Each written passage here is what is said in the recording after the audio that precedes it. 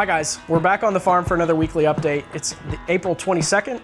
You'll be seeing this about a week later, but there is a lot of activities on the farm, but the activities have shifted from being primarily planting focused to a lot more harvesting happening now, which is why my dad is nowhere to be seen. So joking aside, he has, after 28 years, pretty much sworn off all harvesting. So there's two things that Dad does not do on the farm. One is harvesting, the other is markets. He doesn't do any of the farmers markets. So, but you know, he has earned that right. So today we have a little bit of a different twist. My brother Joshua, who is involved on the farm every day, is going to be walking through some of the harvesting processes. And just like everything else, they've developed and fine-tuned and perfected their processes. Well, nothing's ever perfect, but it's certainly better than it used to be.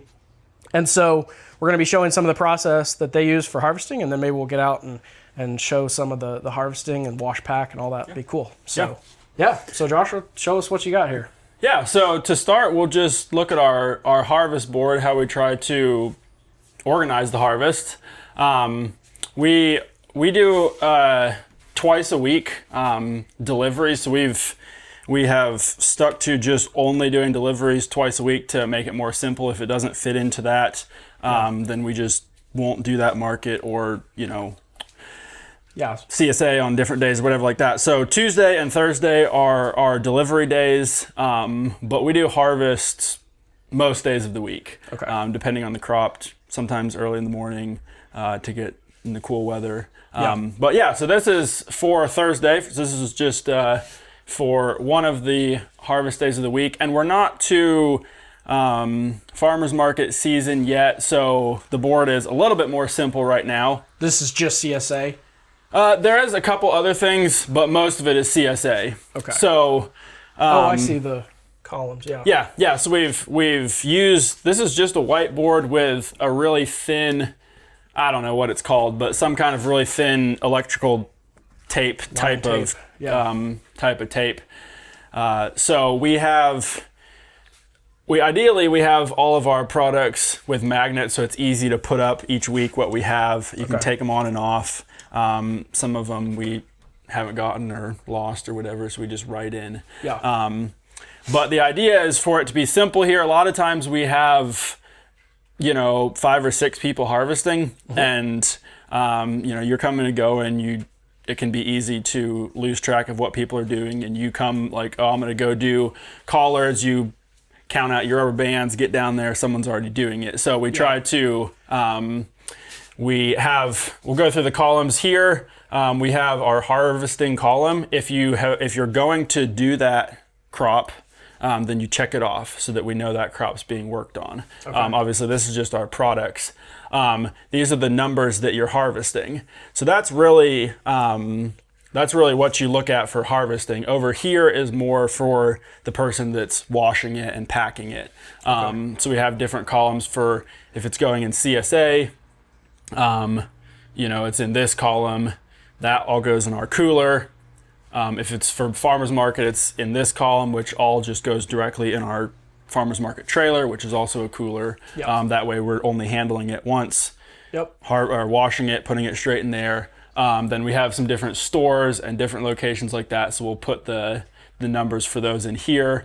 So yeah, when you come to wash it, you see salad mix, 66 bags for CSA. We've got some for the produce place. Bees is a restaurant that gets some salad mix. Nashville Grown is a food hub. So just different places like that. Got it lined up there so that the person that's washing can easily look and see where it all goes. That's cool. What does the dot mean? So that's just something that we do for crops that are not being harvested that day. So our general schedule is harvesting in the evening. So for today, or for tomorrow's delivery of Thursday, we'd harvest Wednesday evening and then Thursday morning. So there's certain crops, strawberries being one, that we harvest on Tuesday, on Thursday. Basil, a lot of times we try to harvest day of because it doesn't hold that great in the cooler. So we'll put a dot for crops that we don't want to harvest until the morning. When I redo this list every Monday and Wednesday at after lunch. So before noon. for tomorrow's delivery, asparagus, collards, curly kale, and scallions have already been harvested, or are in the process of being harvested. Everything else is up for grabs. Still up for grabs. All right, cool. Well, I think we should follow something through the process. So I think people would also be interested to see the wash pack area and maybe the trailer as well, because that's pretty cool to have a refrigerated market trailer where everything can go in, a day or two ahead of time, and then you just roll out with it. So that's great. Yeah, we can look at that. It's not plugged in or running right now, but we can show how we kind of have it set up. Awesome. But yeah, they're down. I think that we got some people down working on the brassicas, so the collards and kale and stuff like that. So we could go look in that greenhouse and harvest some of those, and then probably bring some up and show the pack station if we want to do that. So I think you mentioned it briefly, but when you have something like this that you're getting, you need 26 bunches, you are counting out 26 rubber bands and then keeping that, and that's just kind of how you're keeping track of how many you have. Yeah. So for CSA specifically, the numbers are super important because we pack. Tomorrow we probably have 60 boxes to pack or 65 boxes to pack. And so we put out all the produce in a line here. We pack it all. And if there's anything left at the end, then we have to go, if we have a bunch of collards left, we have to go through every single box that's supposed to have collards and make sure it didn't get missed. That could take 20 minutes. And if it's just because there was 27 collards in the bin for CSA instead of 26, we just wasted a lot of time. And so I always count rubber bands, and I'll show you when we harvest. I just go down the bed, and after I've done a bunch, I'll just lay it on the ground. And then when I pick them all up, I recount it. And then generally, the person that was washing also is counting it as they're putting it in bins. So we count many times. Farmers market stuff is not really that critical. If you're one extra, one under, it doesn't matter. Obviously, the other pre-orders are critical to know, that it's correct. But we try to count multiple times too. I think this is very helpful. So for those watching, with a simple whiteboard, some line tape, and some magnets and a laminator, you can create something like this pretty easily. Yeah, and you can adjust the top just based on whatever, the column can be for whatever works best for your farm. I think it's a great system. So, let's go out to the fields and see some harvesting. Sounds good.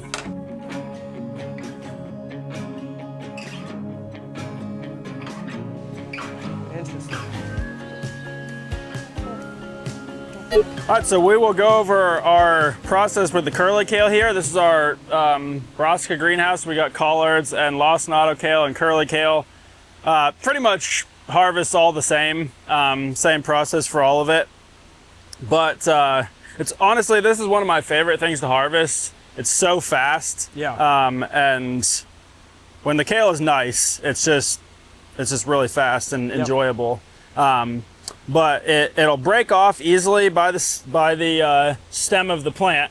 So I just go down, break off, throw out any leaves that are kind of yellow. This is the first harvest of the season on these plants. And so we have some leaves around the bottom that are some of the smaller cotyledon leaves that are, not the cotyledons, I guess, but some of the first leaves are yellowing. So you get a bunch. I count my rubber bands and I hold them on 2 fingers and am able to do all my work without them coming off. Throw a couple wraps on it, cut the end to have a clean end, and there's a bunch. We try to clean the plants all the way down, so taking off any leaves that are not good, taking off all the big leaves that are good, and then any leaves that are not good, so that for future harvest, when you come through, it's nice and clean, and it helps with disease, keeping that out of the bed. So the basket that you have there is just for your waste. So for the bad leaves. honestly, for a long time, we weren't as consistent with picking up the bad leaves, or we just drop them in the pathway. But it just breeds a real area for disease or bugs, stuff like that. So we try to be really consistent in doing it as we harvest now. I don't know how many to put in a bunch. That's pretty good. Too much, I think. This time of year, the kale is big. So the customers benefit from extra large bunches. Yeah, you just go down the bed, and I think we have for today 60 bunches of kale. Obviously we won't do all that right now, but it's a relatively quick crop to harvest.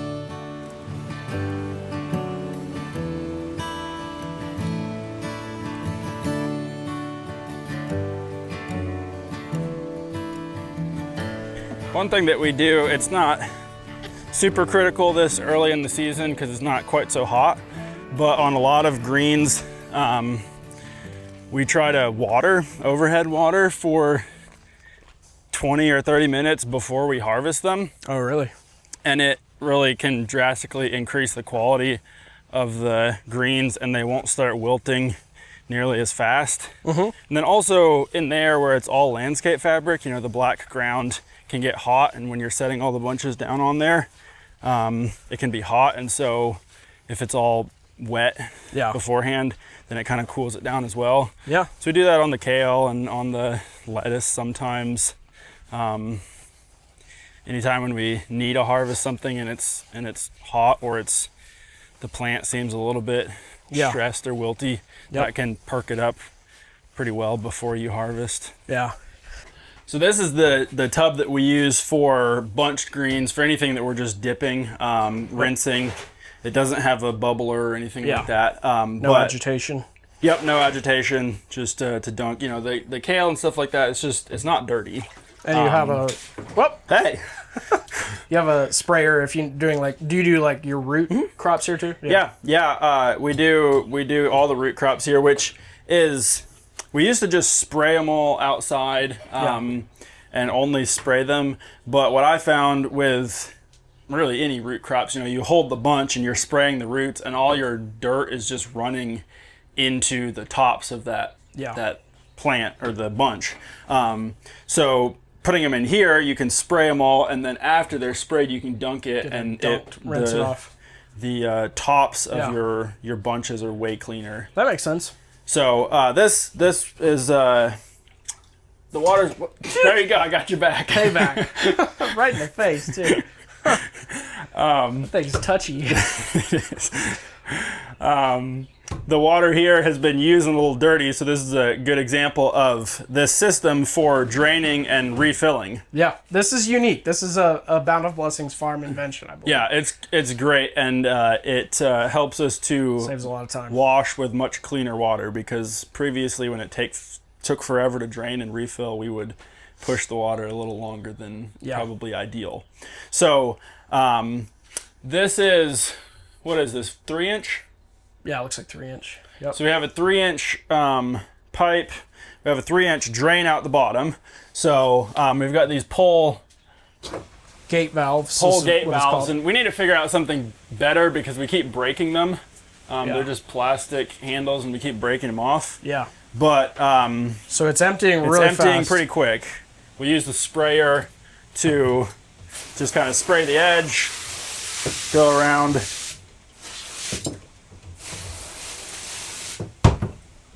Is that white residue something you've put in the water? That's from the brassicas. Is it? Okay.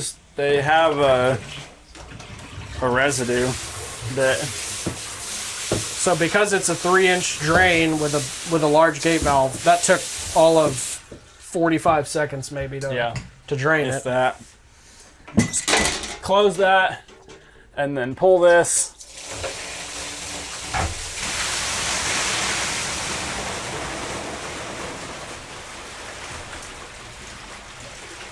So this holding tank probably takes 15 minutes to fill up. Yeah. 10 to 15 minutes to fill it up.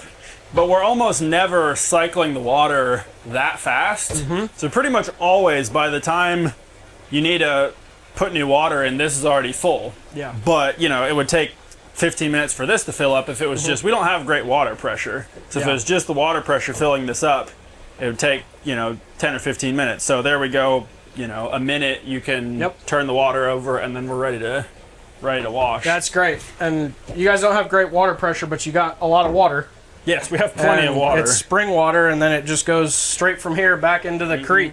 So with the kale, it's really more just rinsing off any dust, or it's very clean already. So it doesn't need much. You just kind of dunk it down.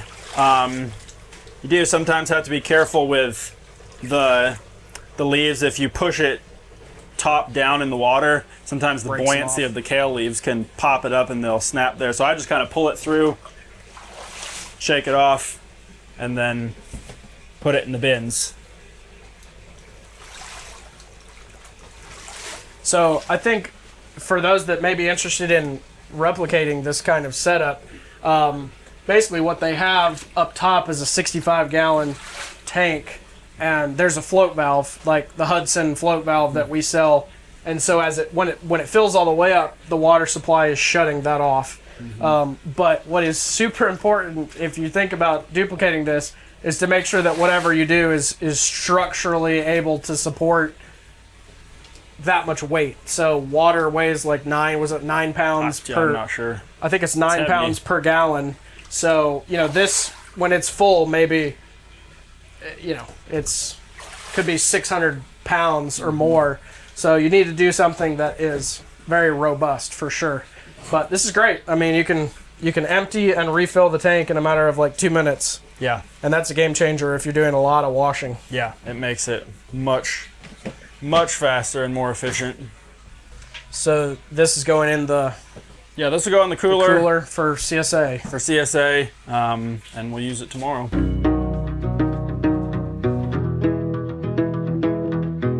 We cut all of our Salanova for a one cut, not to try to get a regrowth, which can make it faster. You don't have to worry about cleaning up the plant or anything like that. So just grabbing it, cutting it. So if you're not trying to regrow, you're just leaving behind anything that's not all sale this quality. Anything, you know, the bottom layer, you get some rot and stuff like that, so you just leave it there. So are you guys, you're seeding your trays with a mix of varieties so that as you harvest... Yeah. Now, is that a mix that you purchase already pre-mixed, or are you taking your seeds and mixing them? We mix our own seeds, so we have landed on, I'm not sure the variety names, but essentially we do 3 different types. So we do a butterhead, red butter, and then green butter. There's some down there. Then we do an oak leaf. We got the red oak leaf and then a green oak leaf, and then we do this curly. And this curly, I'm not sure varieties. The variety name on those. I think we've talked about the varieties. We can probably put that in the comments, but I think that's cool because then as you're harvesting, it's getting mixed. There's no, you don't have to go back and mix your varieties later on in the process. Yeah, it makes it faster. I know some people like growing them separate because they can have little different growth patterns or things like that, but we found it to work just growing it all together. Yeah, I mean, you can see some of them are a little bigger than others, but it doesn't really matter. Yeah, it's a mix, so doesn't cause a problem if they're a little different.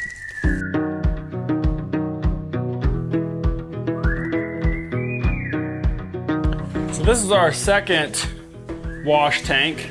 This one has the bubbler manifold in the bottom of it. I don't know if this is... This is the Farmer's Friend bubbler kit. Yep. It's old, so I don't know if it's the same as what you still have. Yeah, it's the same. So with the bubbler, you have, kind of hard to see it at this point, but there's a manifold that goes all the way around the perimeter. And it's important that you have pipes that go all the way around the perimeter, because if you just bubble from a single location or just in the center, it's going to just push everything to the perimeter, and it doesn't really get good agitation. So with this, it agitates in and gets a nice boil kind of going.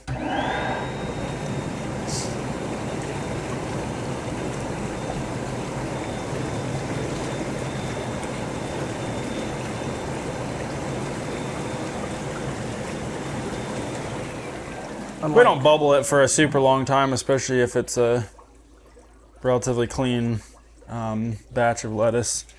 A lot of times any debris that you get builds up in these bubbles. Okay. So if the bubbles are pretty clean, then you know your batch of lettuce is gonna be good. So then we've got our Joy fish basket. Yep. Scoop up a bunch. I like to kind of shake out the bulk of the water, which makes the lettuce a little bit looser in there. When you first scoop it up, it's all just kind of like sinks down in the bottom. And I feel like it dries better if you shake it up a little bit. So this is a washing machine converted spinner. It's relatively common just because there's not really any other options that are budget friendly. I think the only real salad spinner options that are on this large scale are, I don't know, you probably know, but in the thousands. Couple thousand, yep. So this works. There is a couple different, diagrams you can find online that are for like specific washing machine models that it's very straightforward, tells you how to do it. And this is definitely a DIY project. Yeah.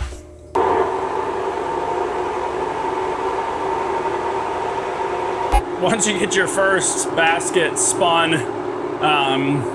you want to make sure that you keep a head on the spinner. You dump it in here and then get another basket spinning while you're weighing this, so you're not standing around every time, because it does take a little while to spin it, and then it slowing down takes a doesn't have any kind of a brake on it, I guess. No. Yeah. The washing machine I'm sure has some kind of brake. Our previous one we did, it had a brake that wouldn't, I don't know what the difference was. I thought I wired them up the same, but once it got down to like this speed, it would apply a brake and it would stop pretty quick, but this one doesn't have any kind of brake, so. Joking aside, if you build one of these, I would recommend having a lid across it. Yeah. Because that's a little bit scary. Probably something we should do. Hey, this type of thing is farm ingenuity. And even, I've seen a lot of people complain that the $1,500 or $2,000 spinners don't work as effectively because they don't spin as fast a lot of times. Yeah. So this just works, and there's a reason why people are still using them. Yeah.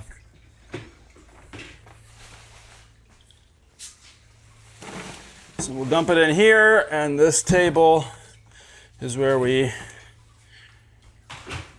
process.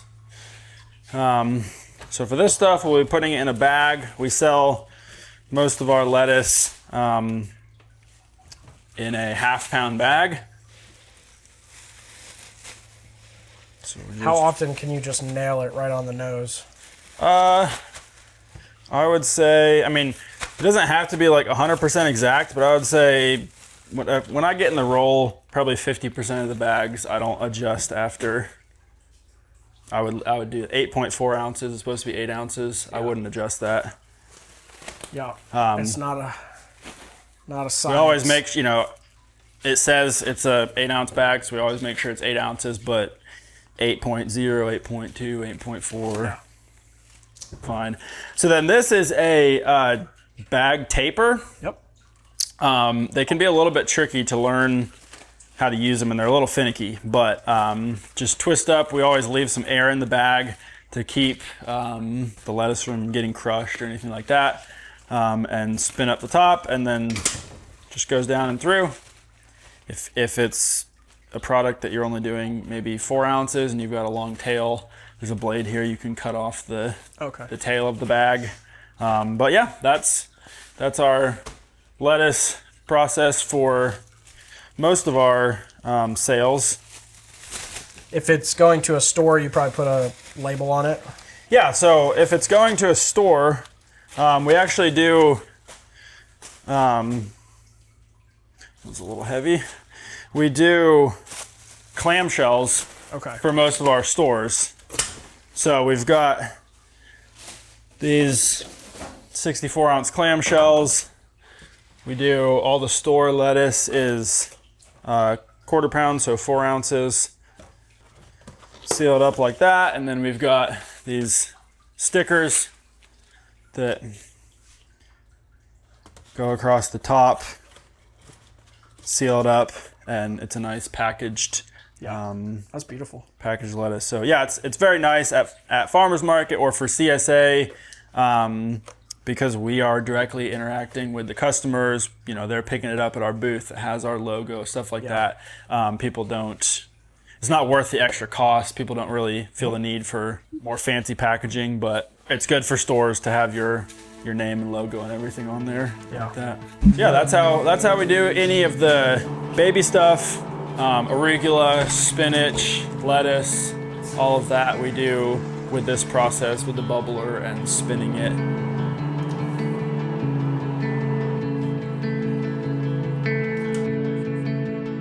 Yeah, so this is our market trailer. We have a generator that's mounted on here that we can run. Technically we could run it while we're driving, but we never really do that. But we run it at farmers market to keep the trailer cool. Obviously when we're here using it, we just plug it into a regular extension cord.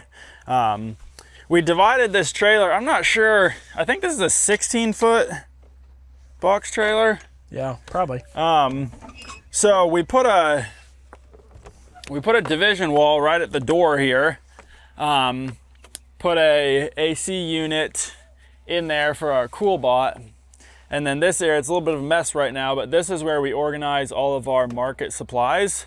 So when we get to market, we're able to access all our supplies, set up all our whole market stand before we get into the area that has the produce and is well, it's no point in cool. air conditioning your tables. Right. So yeah, so this is our front area for the supplies.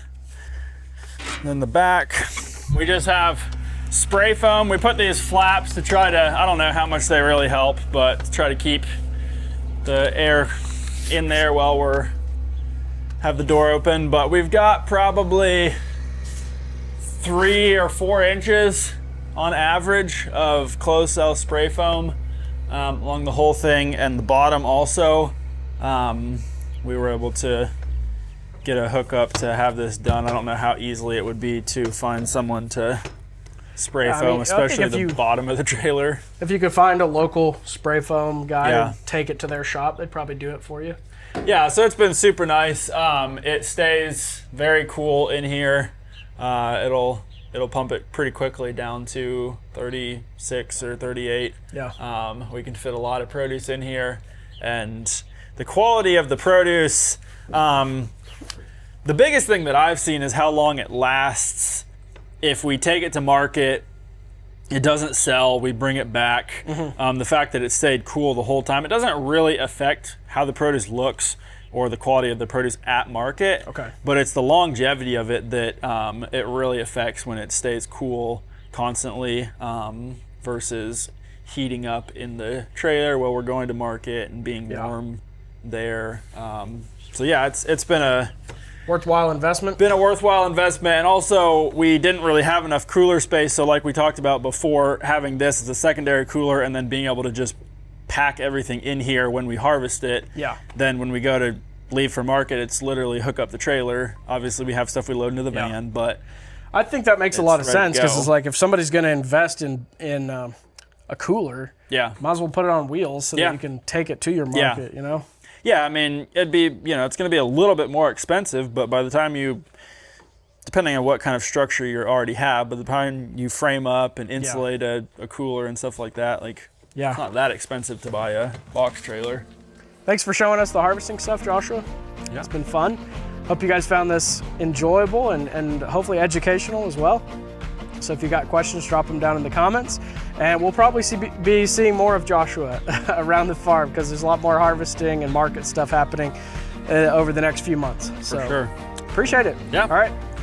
Until next time, happy growing.